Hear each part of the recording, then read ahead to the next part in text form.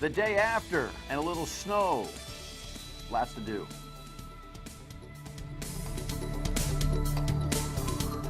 Congratulations, Patriots Nation. You are Super Bowl champions. Way to go. As you well know, Kevin is directing. He's a huge Patriots fan, season ticket holder. Perhaps one of the only more reasonable season ticket holders we have. At least we had a friendly conversation prior to the show tonight. I just came off the radio show, Dan York, weekdays, noon to 3 on WPRO, where you couldn't buy a phone line, especially when I just said, hey, look. Phenomenal game prep, not so great game management in the last minute by the Patriots, and the worst management coaching decision in the history of sports by Pete Carroll to throw the football. Which means the championship is a little bit of a gift that they capitalized on. A big break. Oh, don't say that. It hits the fan all over Kingdom Come. Well, you know how to reach me on your state of mind. If you don't, stay tuned. It's a pleasure to have you aboard. I'm not trying to pierce your success and your happiness. Go to the parade and know that you're world champions. I'll ask Lou Raptakis about it. I brought him in the snow today just to talk football. What? He's saying out there in the green room. What? I have a bill I'm introducing. Yeah. Here's what we're going to do. We're going to do the rundown on a couple of things that are important to note today. We didn't get to do a rundown Friday. This is some carry-over stuff. Coach Hurley was on Friday all night. Well, by the way, big win for URI on Sunday over George Washington. PC had a tough one at St. John's, but we've got two great programs in position still to make the big show. But Lou Raptakis is here actually to talk about his bill to make it a felony to be hanging across an interstate highway in protest. We'll see how much of that we get to tonight. We may not get to it a lot, but he's going to hang around for another segment, which you'll hear tomorrow. It's all that, the least I could do. He came up from Coventry, God's country, in the middle of the snow as we tape in the middle of the late afternoon here. So, all right, we got to let go. Let's go to the rundown. Yeah, that's that. That's what it was like this morning. Not so much this afternoon. This guy I'm sick of. I'm tired of him, and I think probably you are too. Whose job is it? I ask you the question. And this is a shame. Our Ed Commissioner looks like she's got more than 1 foot out the door. Well, if there's not a Romney and there's not a Warren, you know who we are going to have in a presidential race in 2016. Of course, I want to hear what you have to say. All righty, let us dig in. Low volume and passable was my concept here. And the reason I wrote that is because I drove into work late mid-morning this morning, and it took me double and more the time that it usually takes, but so what? We got a headline here. They did close the schools, and there was a normal snow day that warrants the schools closing, no doubt. And people thought that the snow was actually a little bit more difficult in its granular texture this time around today than it was for the big blizzard. Definitely challenging. It's brutal. It's starting to get cold, switch over to the rain, the hail. Horrible. A lot heavier. Gets a lot heavier, a lot harder to move. Bad enough, there's nowhere to put the snow as it is with all the other snow that's already here. Yeah, it's a pretty heavy snowfall this afternoon. Again, don't tell anybody, but we're not live at 7:30. We record late afternoon. As a matter of fact, as I look, we're a little behind schedule, just after 4 o'clock. And it was a little nutty coming over from the radio station today. We'll ask Lou about how his drive was up from Coventry. He was mentioning something about just looking for the black line or the middle line. I don't know. But look, snow is snow. You got that they had no school today helped. A lot of people stayed home from work, mostly hungover from the game anyway. And then you got this guy who's just, a royal pain in the you-know-what. Headline in the postgazette.com. Oh, yeah, really? I could have predicted that myself. 6 more weeks of winter. Ever seen this stupid ceremony that they do? 107 times this knucklehead has seen a shadow, meaning no more winter. 17 times since they started this a century ago, do the math, he has seen no shadow and said, guess what, spring's around the corner. But they don't show us the data on how many times he was right on either one. There should be an investigation. Let's move on. Whose job is it? I don't know whose job it is. Is it your job? Is it the city's job? This is about shoveling. You've seen shoveling before. You probably actually have shoveled before. This continues to be a big conversation in the city of Providence. as to whose job it is. Commissioner Perry was on the radio this morning on the WPR Morning News and was talking about having to find some people. Sidewalks when our school children are back in session, it's an issue that we're working on. We're encouraging businesses and residents to clean up the sidewalk, let the pedestrians and students have a passageway so they can get to school. People can't, and I think that needs to be recognized. And here's the thing. The first fine anyway, for not shoveling your your sidewalk is $25. Now, what is the charge that most people with snowblowers or plows or whatever, what's the charge that they would ask? How much money would they charge you to kind of do that work? Probably at least $25, maybe $30, maybe $40, maybe $50, including the driveway, because who comes and just does the sidewalk, right? So without a friendly neighbor and without your son or your nephew to come over and help, a lot of elderly folks are probably making the decision, I'll take the risk on a $25 hit in a fine versus more money I have to spend to actually get it done.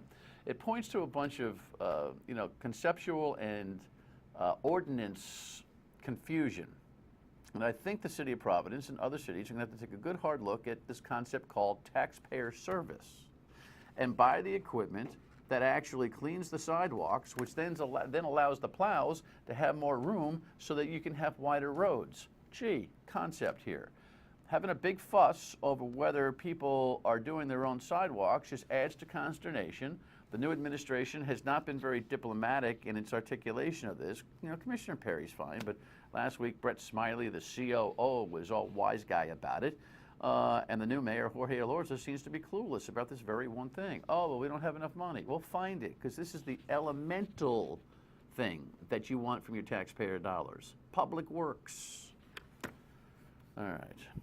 This is really, this is breaking me up. As a constituent, I'm devastated by this. WPRI.com, Deb Gist is now the only candidate for this Tulsa superintendent's job. There were two, and one of the candidates bailed out and said, you know what, after further consideration, not my kind of gig. Now, the only thing that may save us here, well, I know this, it's not going to be Governor Raimondo, the snow governor, to come in here and save this situation. It is quite clear that she has no real interest to step in front of this and try to convince Deb Gist that she is the continued promised land leader for education. She's had too many politics to deal with, most likely too many promises to make behind the scenes to the teachers union that offered their tacit approval for her during the general campaign season. There's a lot of backdoor politics. This is like some kind of serendipitous break for Governor Raimondo to have Dr. Gist have an interest in going home to her hometown to be the superintendent of schools in a big district like Tulsa. The only saving grace for us could be, ironically, that the Tulsa Teachers Union doesn't want her. How about that? Could you imagine if the Tulsa Teachers Union puts up enough of a stink tonight where they're making their decision and thwarts this thing from happening? That would be a good break. It's kind of like, Pete Carroll deciding to throw a football with under a minute to go on the half-yard line. We'll see. On Friday and into the weekend, did you see this? Mitt Romney out, Elizabeth Warren out, respective headlines. There's Romney's and there's Warren's, which leaves us with a presidential slate that looks like this. Bush, Clinton. I didn't even put any graphics or pictures up. You know who they are. Yeah, all this Scott Walker stuff and Chris Christie stuff. Listen, the Democrats have nobody but Hillary at this point, nor do they want anybody but Hillary. And the Republicans don't have anybody of stature to beat her, most likely, other than Jeb Bush. And can we really imagine a 2016 presidential election that has Bush and Clinton again? Yes, because we are now electing royalty as opposed to real human beings. Okay, or people, I should say. Your state of mind is important to us. This guy's having a little bit of a conniption on Facebook after, I jumped the gun. 228-1886, that's the number. You saw that. And then Facebook, Dan York Show, and Twitter, Dan York Show, and email me at stateofmind@myeritv.com. But here's what Tom said on Facebook. Sweet baby, take me now. 4 years of this nanny state governor and her nails on the chalkboard voice is too much to take. I didn't think she sounds that bad. I can't change the weather. It's just the first time she came to this realization. Tom, relax. One of the things about Governor Rondo, she had a good blizzard, but here's the thing. The media, because we're all a bunch of Pavlov's dogs, they just call her when it snows now. And what is she supposed to do? I'm not interested in talking to you? Then she looks like she's irresponsible and uncaring and nonchalant and arm's length and not disposed to leadership. So now she's in a position, because the media keeps calling her, to sit there and kind of walk us through how we ought to get to work in the snow. It's not her fault. If we stop calling her, you won't hear her. Easy. When we come back, we have to talk Patriots, just you and me, because no. So listen, the radio phones were crazy on WPRO, weekdays noon to 3 today. All I said was, look, it was a big break for the Patriots to see the Seahawks make that kind of a call inside the 1 on 2nd down. And so let's go through this whole thing. I can't get anybody to come to the set inside the building. Everyone's like chipping at me, but no one wants to take me on. Maybe you'll want to take me on in this whole debate later in the week or something. Why would I invite you? Kev's like, why don't you just have me on the set? Just switch play. Anyway, well, you saw the highlights. Here are the 4 key highlights in the game. We've got, what was the 24 thing? Was he like on Revis? He was on Revis, the 24 points and the 24. He tripped over the... Right. So, that's the smack that goes on back and forth. But, Pete Carroll was like drooling over himself trying to explain this decision. Why didn't he just take the hit and say, I threw up? Look, you got Marshawn Lynch, the best running back in the league. You're on the half-yard line. You run it down the Patriots' throat 3 times. You probably wouldn't have had to, because they probably, see, here's the weird part. Bill Belichick has got 2 timeouts with a minute left in the game and the ball on the half-yard line. I understand saying, look, we're going to make a defensive stand when the ball is at the 5.5 after the miraculous catch. But now that Lynch takes the ball down after Harrington made a great tackle there, didn't he? Saved the touchdown, but it's still the half-yard line. He's got 3 more shots at it. You got 2 timeouts. You want at least to be able to save 1, call 1, save 1. Maybe they score, and then Brady's got a minute, 50 seconds with a timeout. Maybe you get a field goal to tie the game. I know it's hard to give up a touchdown when you're 4 points up, but oh my goodness. But of course, Bill is just like, oh, it was a great game. I thought the most wonderful part of the game last night. So here my summary is, congratulations, you've got a championship. It's well earned. It's a season's worth of work. You've got a heck of a break with a dumb decision, maybe the dumbest decision in coaching in a long time in sports in general, but you were prepared to take and capitalize on it. What's so hard about that? A lot of people are like, oh, giant fan, blah, blah, blah. My team stinks right now. It's got nothing to do with this. Anyway, Mr. Butler, I don't know what he did, 4 or 5 interviews. Malcolm Butler did at least 4 or 5, and he got more and more gracious as the evening went on. He did the prep. He knew it was coming. He made a play. By the way, he's the guy that was on Curse when the ball jumped. He played him well. That was a nice touch. And of course, you got a parade tomorrow, says Mayor Walsh. The reason for the rally tomorrow, and a lot of people have asked why not the weekend, is because a lot of the players leave Boston, leave New England to go vacation with their families and to leave.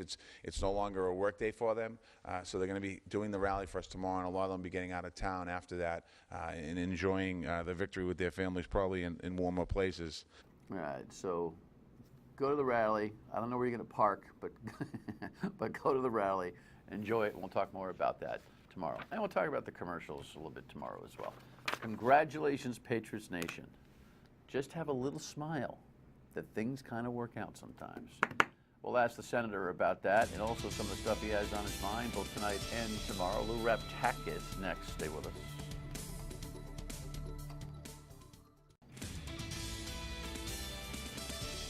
So how are the roads? Oh, let me show. Here's the headline. Here's what we allegedly were going to talk about tonight.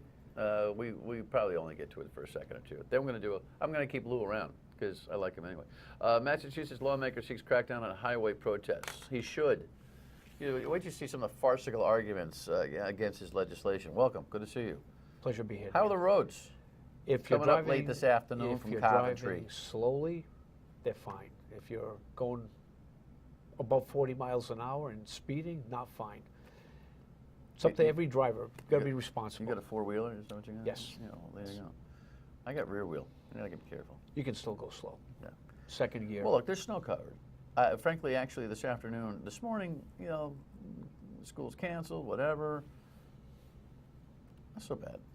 We shouldn't be wussies about the snow. At the same time, it seems like the midday, late afternoon stuff, for some reason, we don't get the kind of afternoon drive attention when it's we can't just stop the economy and everybody working when there's snow. And so we should be on the roads doing a better job, yes?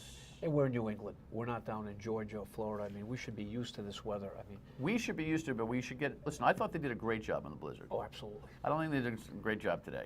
Today was not so good. Well, It's like everybody has a Patriots hangover. the or something. problem, Dan, is when you have all these vehicles on the highway, on the roadways, it makes it a little bit difficult to plow. I mean, when you woke up the next day after the blizzard, the streets were phenomenal, the highways, Unless state you live in highways. Providence. Another story. Right, how was Coventry? Beautiful? It's fine. I live right on Route 3, and the roads were, they weren't perfect, but if you're driving with caution, you can proceed to your destination. Speaking of Coventry, I didn't tell you I was going to ask about this, but it dawns on me. I should. You're going to get this fire thing figured out in that town? Hopefully. Now it's under the auspices of the federal government, but again, it's come to the point where it's probably in the ninth inning now, and I think that the federal court's going to make the final decision. What I want to do in the General Final Assembly decision also... on which district? You got two districts Well, all jammed on the up Central now. Coventry Fire District, the Anthony Coventry Fire District has Right. not gone down that route toward the Fiscal Stability Act yet. But they're upside down. Well, very much upside down, because the problem is, I think, the new board and the rank and file members of the employees of the Anthony Fire Department, Coventry Fire Department, should sit down and try to iron things out before it gets to the stage of the Central That's the Coventry one with Fire the District. controversial chief, so everybody Correct. else said that Tim White busted through his news work and everything else. Enough of these fire districts. Enough. Well, Enough. the problem, Dan, is you've got to be careful, because a lot of folks are saying we should have one municipal fire department like Warwick, Cranston, or Providence. Well, in the rural areas, sometimes it doesn't work. Now look at Westerly. Westerly has a rural fire districts, 3 of them. They have one of the lowest tax rates, 55 cents per thousand. It depends. You have to adapt with what you have. Problem with Coventry, land-wise, 62 square miles. The western half should have a rural fire department, volunteer fire department. Maybe the eastern half should have a municipal fire district. I know up in Cumberland, they've unified the fire districts, not on a citywide basis, municipal district, but a sort of a fire district within a fire district. So they have it in a way where you had 3 or 4 and made it into one. There's too much state oversight of this stuff. Let local towns figure it out on their own. I'm Well, so they sick and should. tired about permission from the state to operate your local community the way you What should. I want to do is, we're putting legislation to have some sort of study commission to look at this, the fire district, how they work in the town of Coventry, maybe iron things out, give some type of, the voters an option. Yeah. Either you want to go city, municipal fire district, you want to do a regular fire district, you want to stay the way it is. But I think it's, again, people are sick and tired, especially myself as a small business owner, to open up a page day after day. See all this nonsense. Exactly. Quick thing on Gist going. Bye-bye, most likely. Well, unfortunately, look, she's been here many years, 6 years. Sometimes you want to keep somebody here that knows the system. She's a change that has agent. experience. They chased her out. Oh. You're a change agent. They haven't chased me out yet. No. Were you with her or not? Would you rather see No, her I mean, stay? I really didn't have too much to say about what her opinions were. I mean, I think she had some issues regarding with some of the teachers' unions. But it, in a way, to see her go with the type of experience she had, bad. I think she should have stayed. Bad for us. You have a felony law proposal for those knuckleheads that hang out on highways and protest, correct? Correct. Will you come back tomorrow and talk to me about Absolutely. it? All right. When we come back, one more thought. Stay with us. We got to go. Lou Raptakis is back here tomorrow to talk about his felony law proposal. So be here at 7:30.